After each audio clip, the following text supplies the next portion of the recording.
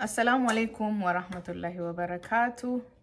Akkam jirtan daawwattoota kiyya warri yuutuubii kana haarawallee ani maqaan kiyya Amiiraadha.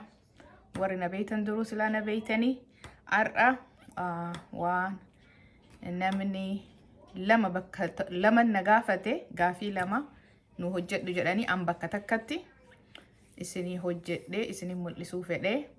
Wanni sunis maal inni tokko dhadhaa nuuf baysii jettanii warri maybe dhadhaa baysuu dagattan yookiin hin beeyne dhadhallee baysee kabiraa immoo bachoo yookiin micciirra yookiin cuukkoo naa godhi jettanis godhe. Maaliifi dhadhaa fi bachoon waan wal jala deemaniif viidiyoo lama dalagurra tokkuma dalagee bakka takkatti isinii dhiheessuu fi anaafillee akka easy ta'u daawwattu especially yoo ka viidiyoon dheeratu biran dabrinaa buna qabadhaati waan akka qorsoo jidduu namni wayillee akkas itti himi yaa anaasawu jira inni illee na gargaaru jira bar hin dagatinaa maamiitiyyaa ana as nakeette tiniin isinii viidiyoo dalagaa jirti waan isin barbaaddu akkasimi okay subscribe illee godhuun dagatinaa jedha mucaan afaan isaatiin subscribe illee godhuun dagatinaa like godhuun dagatinaa akkas jabaadhaa itti fufaa isiniin jedhaa jira. It's not easy video dalaguun garuu immoo isinii mooraalii natti kennu akkasumas yuutuubara Oromoo biraatis keol amma dhaabi amma xiqqoo motora kan kee dhaabi maamiin haa fixxu okay hin kolfita. Kuno akkanatti rakkin akkanaa waliin viidiyoo isinii waraabne isin biraan geenna homa rakkinna hin qabu nu iyyiinsa daa'imallee hin jaalannaa nu hundinuu ijoollee qabnaa kan qabnellee ganaa hawwii qabnaa argachuudhaaf fiddi isallee fidii tiniin waliin haasawaa jettan isinii fida. Ammaaf garuu aniin afeerreeni isumatu itti seene maaliifi haati tuni ta'isaa waan taateef shir akka jara namni godhuun fedhu kanaaf xiqqoona jeeqaa jira akkasi fudhadha. Kunoo kaawwanni dalagee isinii qopheesse dhadhalleen baqee cukkolleen dalagame gara qammasaa yookiin immoo isinii mul'isee gara dalagaa deemnaa jechuudha. Achumaanis haati ajaa'ibaa takkas diraamaa ajaa'ibaa wayii dalaga jettee asiin rakkisaa jirti. Diraamaa sanillee yoo isin dalaydee post goote daawwachuu komentii kennu hin dagatina isiniin jedha. Sun anaa miti haadha ajaa'ibaati sun taaddaati. Ani Amiiradha. Haati ajaa'ibaa nama biraati. Kanaafuyyuu asumaan dhaamsa kiyya dabarfadha jechuudha. Wanni dalage kana isinitti mul'isa.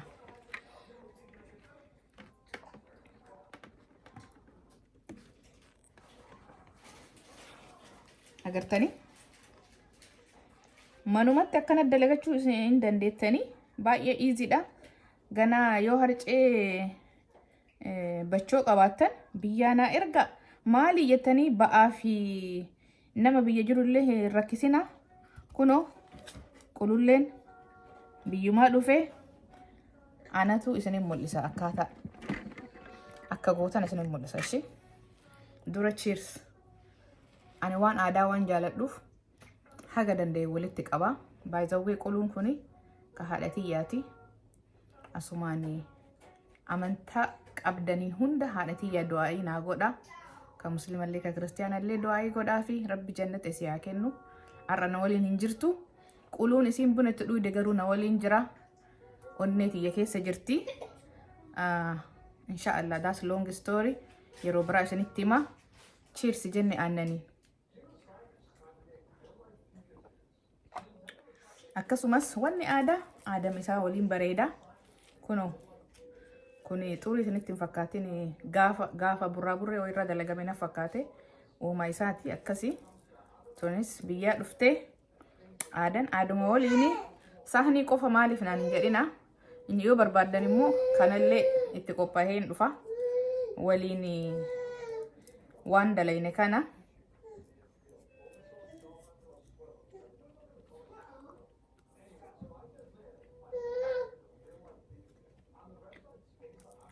waatak yoo bachummaan biyyaa dhufe dhadhaan akka biyya san caalaa akka biyyanatu irra laafadha akka malee bareedadha share godhuu hin danda'u kun si godha ishee kunoo akkana jira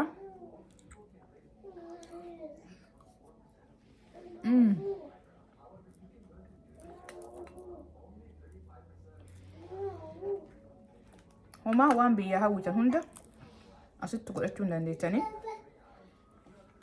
barnootuma qofa yoo barbaaddan na gaafadha abbaa kiyya geessee qofa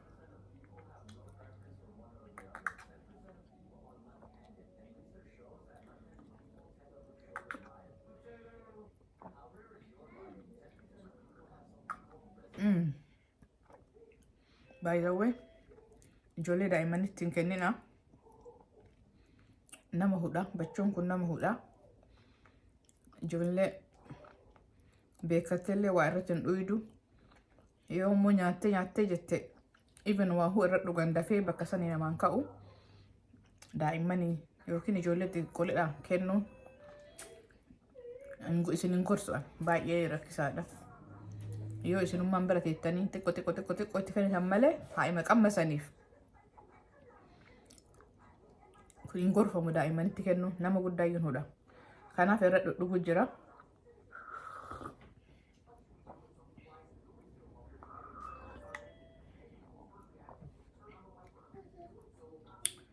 galatooma waan na daawwattaniif amma gara dalagaa deemna dura dhadhaa baysinaa achi booda dhadhaa booda viidiyoo bachoo kana isin mul'isa jechuudha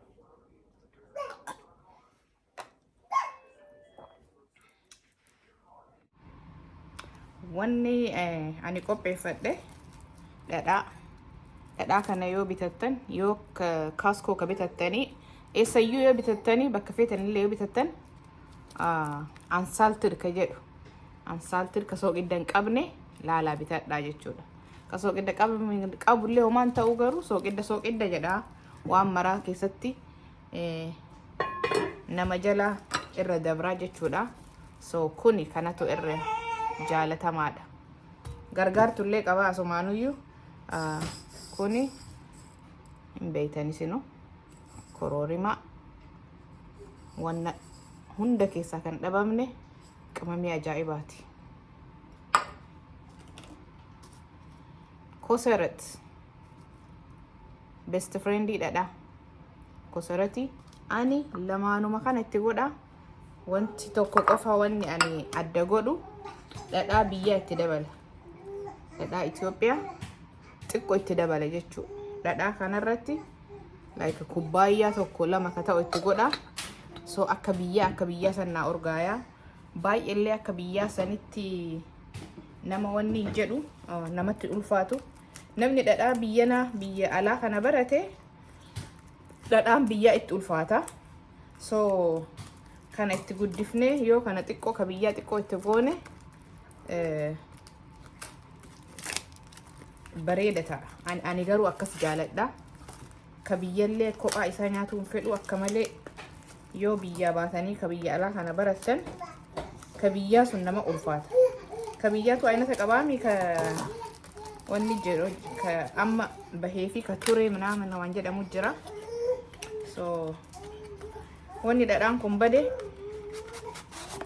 warra biyyana akkana mummuree daabbootti dibata kanaaf akkanatti mattaranii kaannommoon barbaannu wanni bara tokkichi akkanatti kophallee hin jira garuu afur kaayan warri kun addaan mijjeessanii jechuu warri biyyana dhadhaa guddaa waan hin feeneef akka kenna kana waan hin bayfanneef kuno akkanatti maranii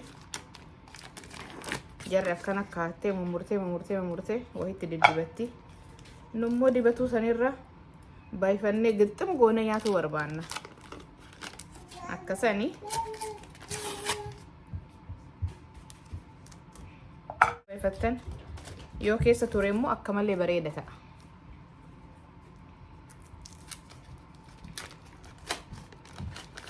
keessa yoo turellee torbaan yoo turellee akkuma fedhii keessaniiti.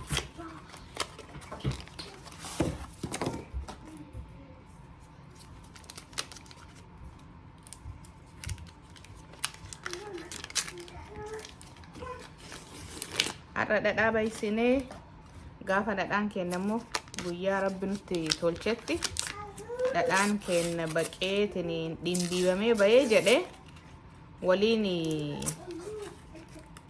micirraa dalaynaa. Ana isinin mul'isa ishii hin badinaa deddeebi'aa mana kiyya laala.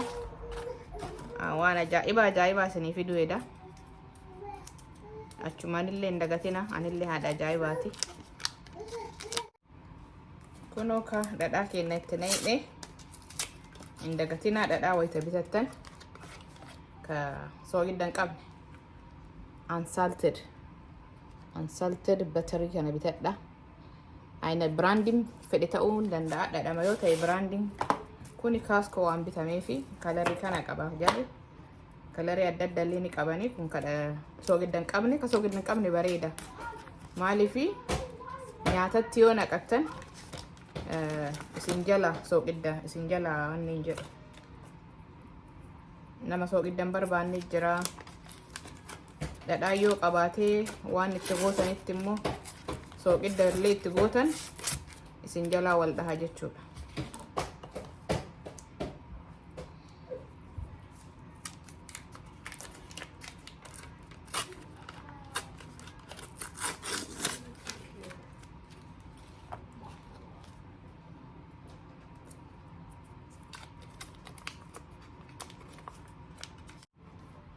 Kuno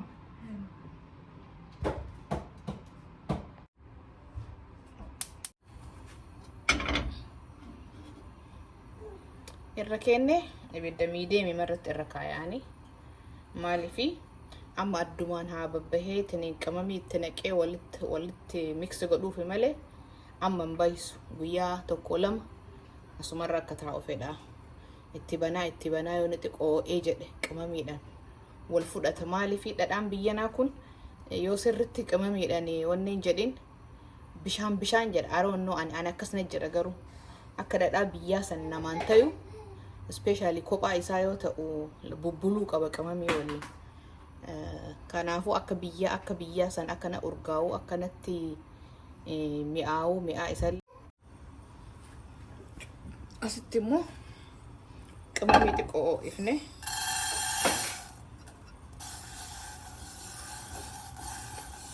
kororimaa kana qofa itti godhuun hedu. Kanaan dura daakkame as keessaa qaba, itti dabalee walitti daakee itti naqa jechuudha.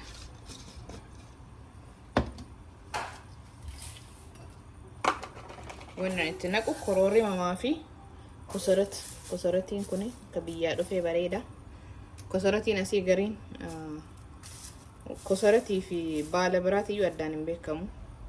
Kastoora gurguramu kuni straight ka biyyaa dhufe kanallee xiqqoo ifne qoshashaa keessaa gugguuree jira.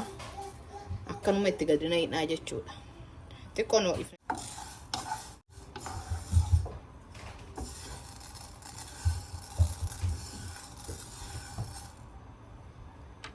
naqa qamamii qullubbii waa baay'ee itti naqa. An dhugaa yoo dubbadhe waan san hunda itti naquun fedhu. Qamamii kana lamaan qofatu iyyuu perfecti waan hundattuu dhadhaa marqaanillee waxiinillee waan fedhanii akkanuma caccabsallee nyaatanii yoo kana lamaan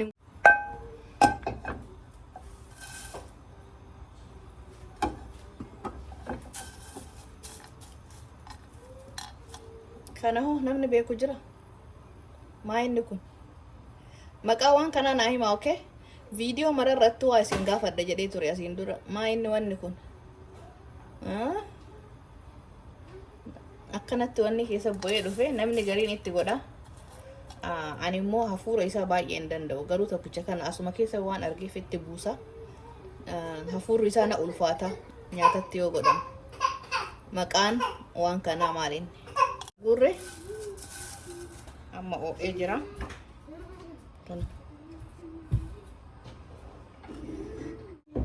Dhadhaa biyyaati. dhadhaa biyyallee haga tokko itti godha.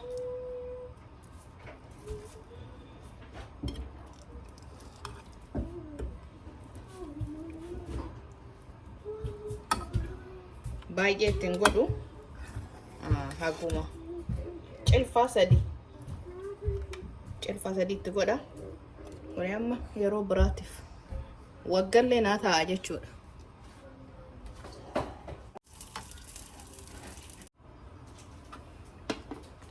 Kuno amma babbaqaa jira. Aroonnoo dhadhaan biyyanaa kun wanni tokko baay'ata. Aannan baay'ata. Wayita baysitanii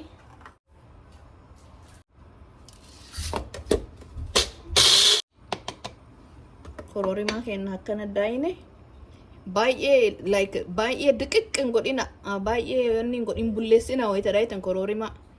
Maaliifi dhadhaa wanni isaa yoo akka malee bullaa'e bifa isaa wanni godha.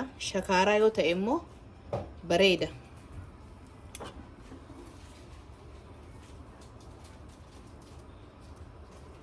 An kororimaan ittillee yoo baay'ate homaa natti hin fakkaatu.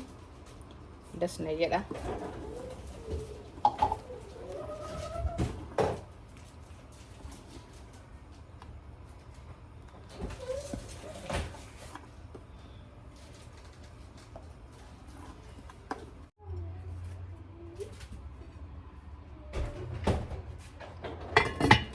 Kurreetti qadaadnee guyyaa tokko lama sadii afur haga feetan asumatti boorullee xiqquma itti banaa, iftaan illee xiqquma itti banaa. Yoo inni akkanatti addaan babahe goonee guyyaa barbaanne immoo yoo jarjaraan barbaanne har'allee baysinee naqachuu hin dandeenya. Yoo immoo jarjara hin barbaadin guyyaa tokko lama sadii afur shan jaha whatever torba tursiisnee yoo goone tiniin naqannee jenne bareeda ta'a. Haga dhumaatitti waliin deemna jechuudha. Haga guyyaa baysu galatoomaa. Kunoo walitti deebine dhadhaan guyyaa sadi booda akkana ta'e. Akkanumatti taa'ee isiniin eeyine guyyaarraa itti banaa ture. Xiqqoma itti banee yoo inni wal hiikkatee jedhe irraa cufee ammallee haga inni walitti qabatee hafuurri.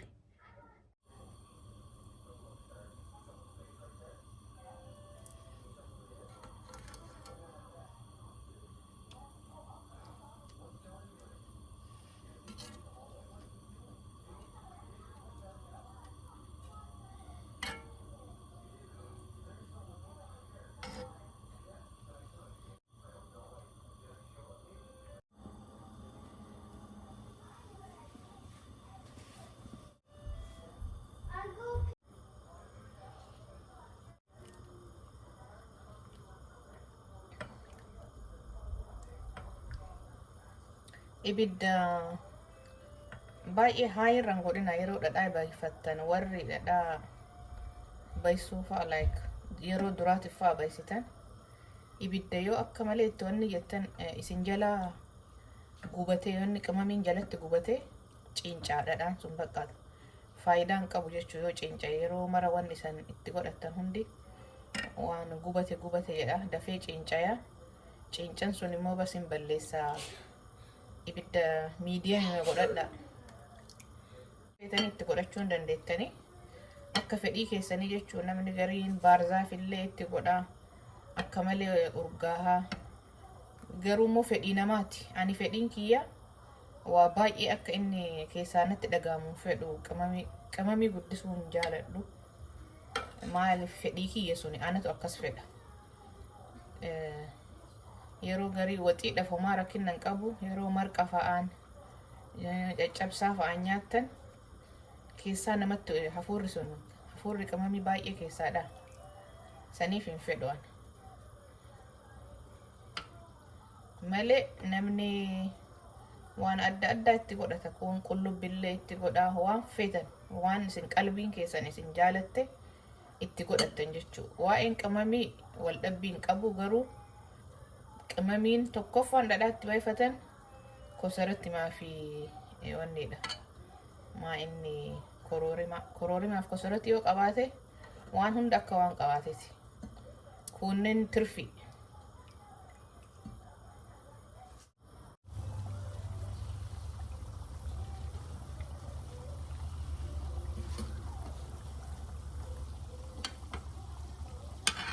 Gaa jedhe haa inni jedhu haa bilchaatu.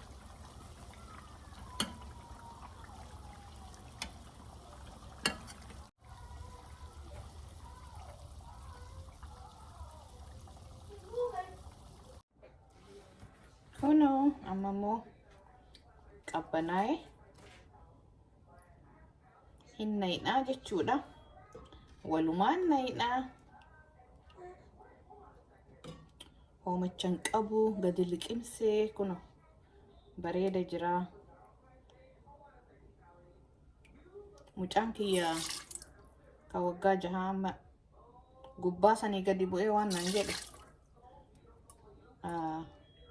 Maami marqa godhaa jirtaa naan jedhe. Maaliif manni kun guutuun marqa jedhedha. Marqa fakkeessu dhadha maamiire akkasanii. Marqan jaalatti ijoolleen tiyyaa. Nyaata biyya keenya keessaa wanni jarri jaalatan marqaa, shiroo, kulbata, raayisa hagas saniin achi hin fedhan nyaata asii fedhanii. So marquma san homa jarri fedhan kana irra deddeebi'a barsiisnan jechuudha. Achumaa isin yaadumaan na waliin nyaattanii ani immoo nyaadhee isin mul'isa. Maaliif yeroo waan biyyaa kajeellu naa ergaa jechuurra biyyuma kanatti akkaataa itti dalagamu ofuma kenna waan godhu dur biyyatti illee godhuu baanu laalaa waan guddanne san godhaatiniin uf sossobna malee yeroo hunda biyyallee nama rakkisuun waan biyyaa yeroo hunda naa ergaa jechuun especially namni faamilii biyyaan qabne fa'a ganaa nama kaanii kaan rakkisurra asuma godhataniitiin hin nyaatudha. Bachoo xiqqoo wayiin qaba. Rabbi isaanii haa kennu. Haati Idris haati akkoon ajaa'iba biyyaanaa fida wayii jira. Isuma godhee tiniin har'a biyya fakkeessa.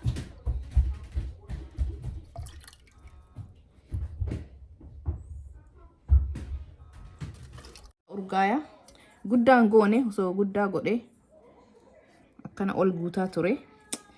Haguma xiqqoo godhee haguma manaa qabu godhee waan nu mul'isi jettaniif kunoo ka akkanatti meeshaa gixximme jedhee qadaadamutti keettanii yoo jettan bakka achumaa fudhattanii nyaatuu qofa.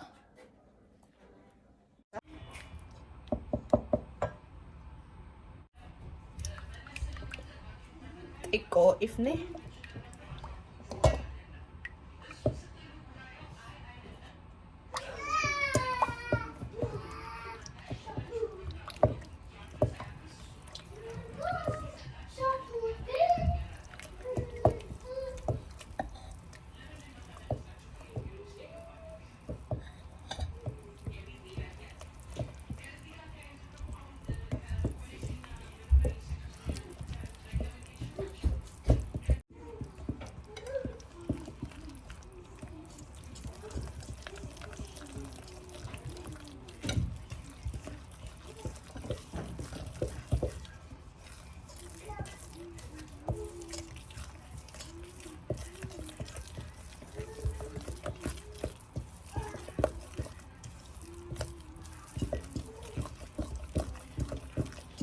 akkana gurraachatu kun addaataa deema. Adada harceetti naqxanii addaataa.